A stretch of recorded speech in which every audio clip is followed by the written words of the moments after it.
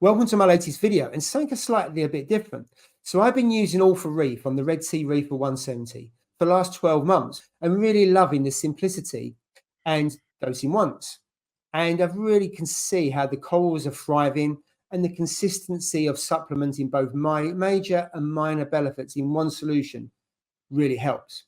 So rather than me just gassing on, I thought it'd be really good to invite Lou Ekus, from the CEO from Tropic Marin, to talk to us all about the top 5 things that he's asked every day from hobbyists about Reef. Welcome, Lou. Hi, Paul. Nice to be here. So let's kind of crack on with the first question. And the first one is, Reef is good for nanotanks and carbocalcium is better for larger systems. And I know that's a question you get asked every day. So it's not going to be a surprise. Yeah, everybody asks that. And in fact, Paul, that was the original intention, was that carbocalcium would be used for calcium and alkalinity in larger systems. And then the Reef would be used for calcium, alkalinity, trace elements, and magnesium in the smaller systems. And the reasoning behind that was that in the Reef, the calcium, alkalinity, magnesium, and trace elements are all in a certain proportion, right? And the trace elements will be utilized in direct proportion to the calcium and alkalinity. So it makes sense to have them in there. Some tanks will use, at least in the experience that I have with working with people, some tanks will use a lot of magnesium. Some tanks will only use a small amount of magnesium. And I've worked with a number of people where a tank uses almost no magnesium and then all of a sudden starts using tons of magnesium. And then the same tank 6 months later goes back to using very little magnesium.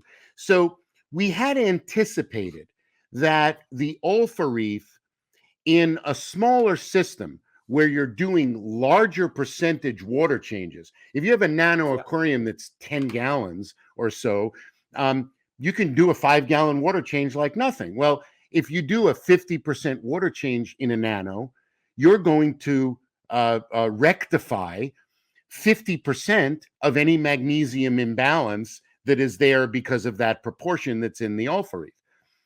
We felt that in larger systems where you're doing smaller percentage water changes, it would be better to do the carbocalcium. You can add the trace A and the trace K to the carbocalcium, so you're getting your trace elements in proportion to the calcium alkalinity usage, and then do the magnesium separately so that you could monitor that and control that separately. I will tell you that in practice, that's not what's playing out to be true. I have not had one technical assistance call from someone that has had a magnesium imbalance from using Reef in a small or a large system.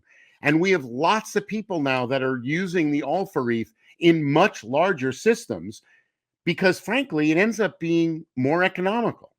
If you take into account all of the calcium additive you use, all of the alkalinity additive you use, all of the trace elements that you use, and all of the magnesium that you use, and you add up all of those expenses, then you compare it to the Reef expense, pretty reasonable to use the Reef, and many people with much larger systems are going that way. And I've had no calls about magnesium imbalance. I can't explain that, mind you. When I think about it, it makes sense to me that there would be a magnesium imbalance, but I just haven't seen it in practice. So my system's 170 liters. So it's above the nano, but quite a small tank. So what's that about? How many gallons is that? 45? Divided by 4, roughly. Yeah. So what's that? 40, 60. Yeah, about 40 gallons. And I started off using the liquid because I was only dosing about 1 or 2 milliliters. I now go to the powder because it's more economical. I find sometimes that I get a bit of an imbalance across the alkalinity compared to the magnesium and the calcium because the consumption is a little bit high. It has a bit of a growth spurt, and sometimes so I then supplement and add some alkalinity that I use in a bigger tank, bringing it into balance rather than just dosing more Reef And so I just kind of correct, I suppose. I haven't had it the other way in terms of calcium and magnesium. They've been pretty spot on most of the time. But alkalinity, I'll just tweak it a little bit rather than increasing the dosage. I don't know if that's the prescribed method, but that's how I No, it find I can absolutely get where it is. needs And to in be. fact, there's a very good reason for the item that you're bringing up, which is that and we probably will talk about this later, but the one thing that you give up when you go to a single solution is that everything is in there in a certain proportion. Now, we put the proportion of calcium, alkalinity, and trace elements in the alpha reef that is used by calcifying animals. So your coralline algae, your stony corals, any encrusting polyps that you have are going to use that calcium and alkalinity and trace elements in those proportions. The interesting thing about a reef tank is that while there's only very little that can use calcium, biological calcification or chemical precipitation, really, and both of those things that use calcium are also going to use alkalinity, forming calcium carbonate. Yeah. It's a very different case when you're looking at the alkalinity. There's a number of things that can use alkalinity that don't also use calcium. So, in most cases, if there is any imbalance, it's that the alkalinity that the tank uses is more in relation to the calcium than what the animals are using. And in that case, if you're using the calcium to regulate your alpha reef dosage, which is my preference, you may find that from time to time the alkalinity will lag back a little bit. And the easy solution to that is exactly what you're doing. You add a little balling B to make up that difference in the alkalinity, and everything is equalized. I will tell you that in most cases, if we work really hard to locate that additional alkalinity draw, we can usually find it and maybe not eradicate it, but often make it a lot less than what you have. I suspect it's, for me, it might be coralline algae. So I have a lot on the back. So then if I scrape that off, could that be No, because one of the reasons? the coralline algae is going to use calcium when it takes Right. Okay. carbonate. So it's not that. Right? Okay. It's usually comes down to CO2 or an area of accumulating detritus in the tank. It usually relates to some type of pH draw in the system. So you mean if your pH is higher, it will obviously draw out more alkalinity? No, if your Lower. pH is constantly trying to drop, then the alkalinity gets sucked into pH, causing the alkalinity to go down. The pH doesn't always go down because it takes the alkalinity and raises that pH back up again, but then your alkalinity drops. Yeah. So so I have low pH in the garage. What I've done, I put a CO2 scrubber in there to bring it up, and it's up by 0.2. But that it's still only it ranges between 8.2 and 8.1, which is, I know a lot of people aim for a lot higher, but I'm good with that. And I've seen actually since the pH has gone up and the combination of everything coming together, the growth has been a lot better, which is not a surprise because, in the last 2 or 3 years, people have talked more about pH, and certainly in the previous 7 years that I've been in the hobby, it was never talked about when I first started, but now it seems to be almost number one that's talked about along with calc to increase it. But we're getting off topic. Okay, so if we move on to question number 2, is there a delay in alkalinity showing up when dosing alpha reef? Absolutely. And when you really see this most is when you're first converting over to the alpha reef. So what happens with alpha reef, just like carbocalcium, these are calcium formate products. So if you're using an AB type additive, a 2-part additive, or a 3-part additive like the balling method, your part A is calcium chloride, your part B is sodium carbonate or sodium bicarbonate. The minute you add those to the tank and they get distributed throughout the tank, you can immediately test for that increase in calcium and that increase in alkalinity because it's there. You're putting carbonates in the tank, you can find them right away. With calcium formate, what happens is when you add the carbocalcium or the Reef, the calcium immediately goes into solution. You can check that and see the calcium go up just like you would if you added calcium chloride. However, the formate has to be metabolized by bacteria and turned into carbonates. So there's a lag there. So when you add the calcium formate, when you add the Reef, that alkalinity doesn't show up right away. Now, that begs two questions. The first is, how long does it take to show up? That was the question I was going to ask you. And the second is, what do we do about it? Well, yeah, the answer to what do we do about it is pretty simple, which is that those first couple of days when the alkalinity is lagging a little bit, just do a small addition of the balling B to keep your alkalinity up during those first few days. Easy. The answer to the first question is a little bit more difficult with how long is it going to take. Turns out that each tank is a little different. Some tanks it's going to take a few hours. Some tanks it's going to take a day or two. There's no way to really know. And it's merely a matter of alkalinity is an easy thing to check. Check your alkalinity. If you need a little alkalinity addition during that first day or two, give it a little balling B. What happens once you're converted over to the Reef and you're using it on a regular basis, the alkalinity now that you're measuring today relates to the Reef addition that you did maybe yesterday. And now there's no lag because it's all in the system. Right? Basically, it hatches up and then you get more of a correct. So therefore, you would reduce on your balling or your additional to supplement it because it's kicked in and it's running as it should be if you've calculated the dosage correctly. Yeah, exactly. Unless, of course, you've got this additional alkalinity draw like in your system. Yeah. If you're using the alkalinity, I know Hans Werner Balling likes to use the alkalinity as the indicator for the dose of Reef. The problem I have with that is that if it's a system like yours that's going to use more alkalinity, and I'm registering how much Reef I'm going to use by how much alkalinity there is, I end up with an elevated calcium level because I'm putting a lot in. So I prefer to use the calcium as the indicator. And then if I need a little extra alkalinity, a little balling B makes up the difference. Yeah.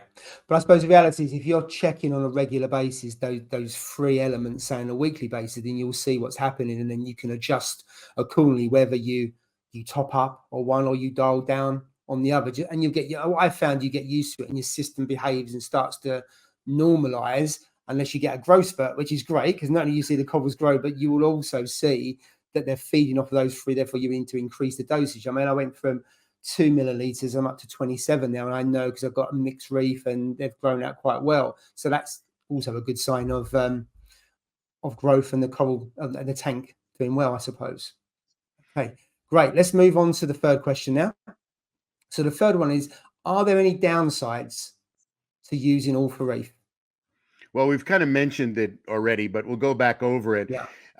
The one thing that you give up is the fact that the more you put into a single solution, the less control you have over the individual components in that solution.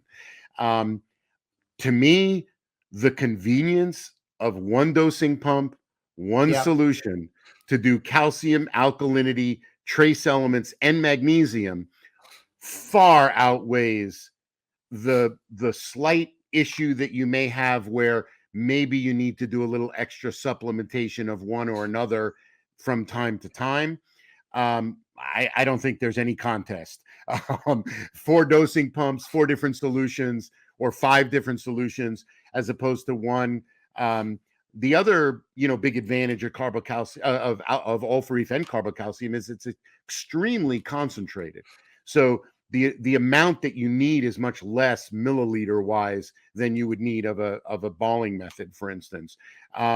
So I think there's lots of advantages that outweigh that one disadvantage, but there is that one disadvantage of you've lost the control over how much of each one of those individual things you put in, and you may need an adjustment from time to time.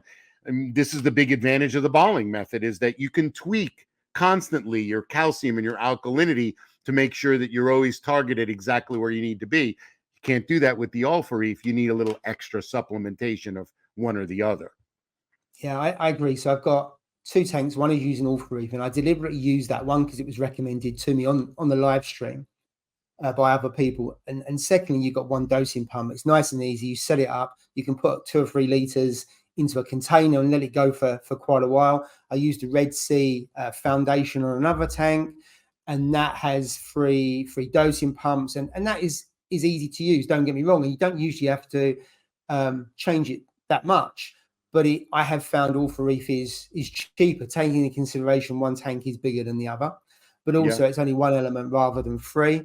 And also the outlay initially, you got 1 dosing pump as opposed to 3 or 4. So I think, certainly someone into the hobby who wants to keep it really simple. For me, I think Ultra Reef would be my go-to product. And I've used on bigger tanks Red Sea, but that's because I was introduced to Red Sea when I bought my original Reef tank all those years ago.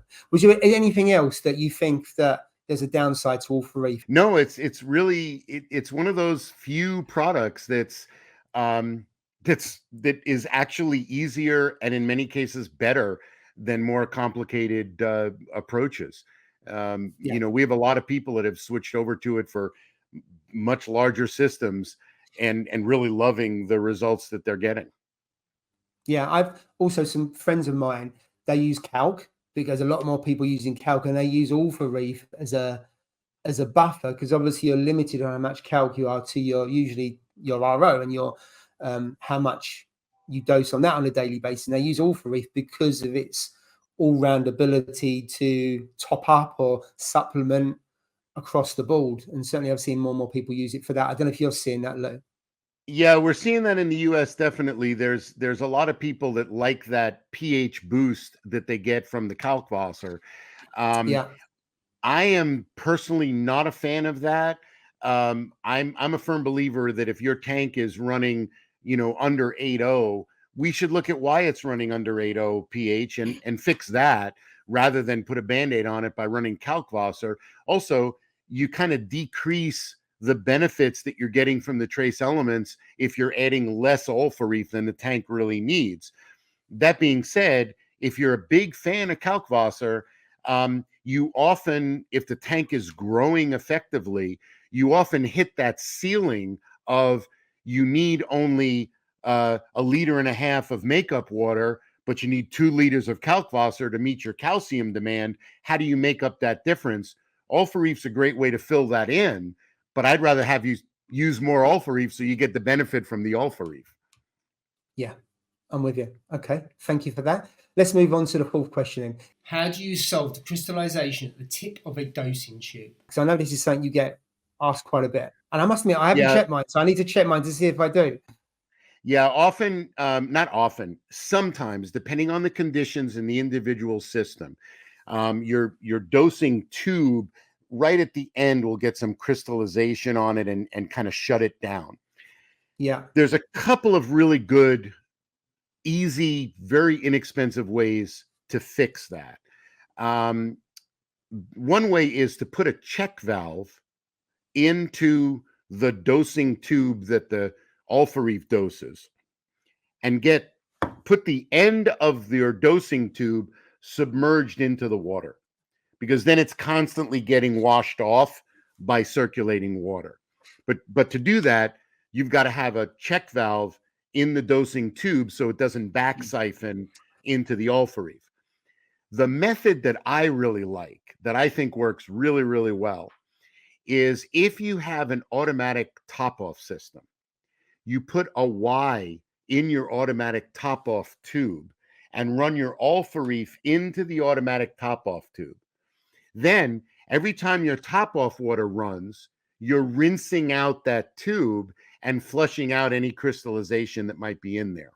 I think that's a really elegant, cheap, easy way to do away with this crystallization problem. Not everybody has that crystallization issue, but when you have it, those are 2 really easy ways to solve it. Yeah. So I've always used non-return valve on everything, whether it be on the RO or whether it be on dosing, just as a matter of course. But I don't think my tube is submerged into the water. I've kept that above it deliberately so you don't get that issue. Now, when you use a Y, so they're both going and said, what about if the Ultra Reef doses at the same time as your RO, would that dilute it and cause a problem? Because it could. I mean, it's unlikely, but you could have the auto top off kicking at the same time as your dosing. Because mine doses probably for about 8 hours during the day, dripping very, very, over an 8-day period. 27 milliliters is not often, but it could go at the same time. Does that create an issue? Or I mean, on the outside chance that that would happen, the dosing pump for your Alpha Reef is not looking at the total volume going out. It's looking at what's coming out of the Alpha Reef container. So it's going to pull 10 ml no matter what. It may dump it into top off water that's going in, but you still get your 10 ml into the tank. So I don't think that would be an issue at all. I was thinking, I don't mean in terms of it reduces the amount you dose, because absolutely the doser will decide how much. But if the liquid hit the RO and went in at the same time, it wouldn't dilute it and cause any problems. Okay. No, think about it this way. When the Alpha Reef full strength goes into the tank, it dilutes, of course. So you're just having it hit some fresh water first. Yeah, just for a short period of time. Okay, cool. Okay, and then last but not least, the fifth question. Why would I see better results using Alpha Reef than 2-part? This is a really interesting thing, and we get this question so often, where people call up and they say, I started using Alpha Reef, and this sounds totally like a product pitch, and I get that. But I just gotta say, I say to you, is this a question, a sales pitch? And you say, no, just bear with me, Paul. No, bear with me, and you're going to hear why. It actually has a very interesting answer, but we do get this call a lot. I was doing everything before perfectly. All my parameters seemed correct. And now I'm using the Alpha Reef, and I'm not seeing any difference in my, in my water parameters, but my corals look so much better. Why is that happening? Most of the time that it's happening is because the people, the aquarists, the hobbyists that were using whatever they were using for their calcium and alkalinity before the Alpha Reef were not doing adequate trace element addition. Now, all of a sudden, they're focused on the calcium and alkalinity that's coming in the Alpha Reef, but they're getting those trace elements that the tank was not getting before.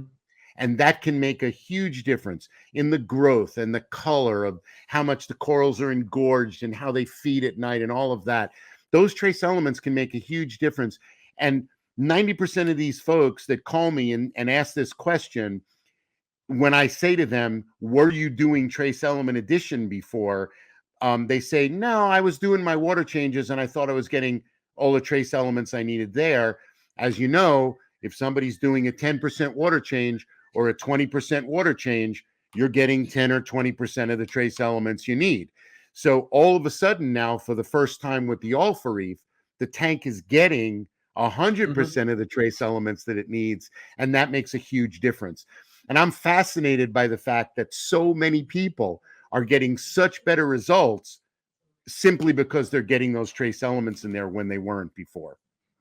And also, quite often, if you have trace elements, you don't know how much to dose anyway. So if you get the individual bottles, how do you do it? So I know with Red Sea, you got the color A, B, C, D. You do that in relation to your calcium consumption, because I've used that before. So at least you can pitch it to a certain point. So you use X, you can dose Y. With this, it's really simple. And certainly, I speak locally with a lot of people about Goniopora and the importance of manganese. And certainly, there's a couple of wholesalers I know in the UK, and they dose additional manganese, and it really helps with Goniopora. And guess what? This person spoke at a Reef event a little while ago, talked about that. People started dosing manganese separately, but obviously there'll be some of that in equal proportion within Alpha Reef. Guess what? The Gonioporas are doing better. They're not dying, because they're quite often seen as quite a difficult coral to keep, but now people are having far more success because we're probably understanding the chemistry amongst everything else. So it's really interesting you saying that's obviously manganese would be in some proportion within Alpha Reef, and that helps certain corals, isn't it? Yeah, it's a super interesting question. Yeah, and like I told you before, yes, it sounds like a product pitch, but I think the answer to that question is an important thing to realize. So folks out there that are using 2-part or balling method, for instance, and depending on a 10% water change to replenish your trace elements, you'll see a tremendous difference if you start adding the trace elements that the tank actually needs. Cool. Thank you. Well, we're at the end of the 5 questions. Anything else you'd like to add about All for Reef before we part? I think the biggest thing is to just give it a try. You know, it's always hard when you've got a successful reef to know if that reef is it successful 70% of what it could be doing out of 100%? Is it 90%? Is it 20%? It's always hard. And if you've got a reef and it's doing well, don't be afraid to try something a little different, because sometimes what you think is doing really well can do that much better. And sometimes a slight change in routine can really make that difference. And All for Reef is a super easy thing to try. It may end up saving you a little bit of work and a little bit of money, and make things look a whole lot better in the long run. Which is what, because I was going to carry on with the Red Sea product, which is really good and I like it. But based on the recommendation, I changed it because it was simple, went out of 1 doser, and I wouldn't go back on that for that particular tank. It works really, really well, and I just like its simplicity and, of course, its results. So, Lou, thank you very much for joining me. So, go on. No, I was going to say we have a number of people, by the way, that do exceed, in some cases, greatly exceed our recommended maximum daily dose. That recommended maximum daily dose is a very conservative number.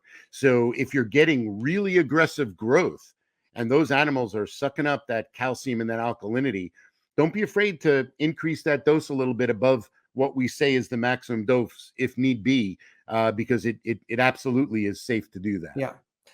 Right. So thank you very much, Lou, for being with us on this video. Really, really useful. If you've enjoyed the video, put a like. If you've got any questions for Lou other than going through the Tropic Marin, put it in the comments.